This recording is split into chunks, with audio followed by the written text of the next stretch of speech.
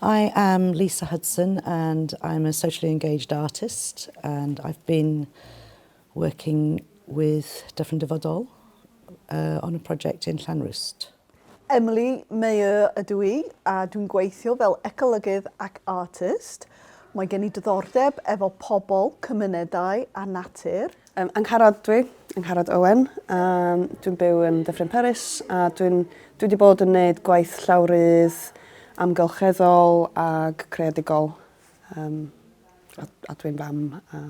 I have been working with two other artists, Angharad Owen and Meilleur,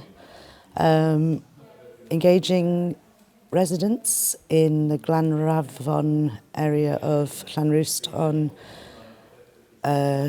in some flats where they have been building new houses for a long time. So the flats have been a building site for a long time, and we have been working with the residents there to explore the biodiversity of their river and to find out if they wanted any artwork to express that connection to the river that runs through their estate. Dwi'n meddwl mae ffordd yma o weithio yn hynod o bwysig, a mae'n mynd I fod yn fwy pwysig wrth I ni really dod I afal efo lle da ni'n mynd fel dynoliaeth a be ydi dyfodol ni ar y planed yma, sut da ni'n gweithredu. Da ni ddim yn gallu cario ymlaen yn y ffordd top-down da ni wedi bod yn gweithredu, so mae pob dim yn cael ei dictatio efo profit a beth sy'n dda I busnesau mawr a cwmnïau mawr ag agendas gwleidyddol.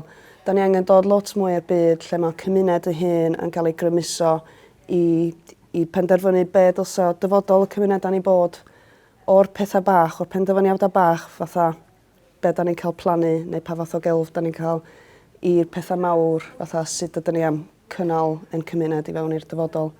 So peth mawr I wneud fel proses o actually grymuso pobl a helpu nhw sylwi byd ni ydi o. Gweithgareddau efo'r ysgol. Mae yna 2 ysgol yn Llanrwst. Ysgol Dyffryn Conwy. Ac efo ysgol Dyffryn Conwy, sef yr ysgol uwchradd dwi'n meddwl. Nathon ni gweithio efo'r plant, roedd na 30 ohonyn nhw yn y dosbarth I gweld sut mae dŵr yn llifo ar draws papur, a dyma dan o papur. Cafodd y papur ei sgryncio fyny I creu rhyw fath o tirlun efo brynnau a dyffryn, ac I gweld sut oedd y dŵr yn rhedeg I lawr, pa llwybr oedd y dŵr yn creu. I think it's a more honest way, and I think as a socially engaged artist, really the priority is always to not just engage but empower the community. So the legacy doesn't, for me, certainly is less important if it leaves a piece of art or anything permanent visually or in the landscape, and more important if it leaves a kind of a momentum that other people or even other artists or whatever can take up and continue, that it has a real world impact on the lives of the community we engage rather than an art impact so much. Mae'n anodd diffinio rhywbeth sydd efo unrhyw rhinweddau craidd ydy bod o ddim yn cael ei gor-diffinio. Bod o'n reit agored a bod yna hyblygrwydd yn y ffyrdd da ni'n gweithio. So mae'n anodd I cyfleu hyn mewn ffordd cryno.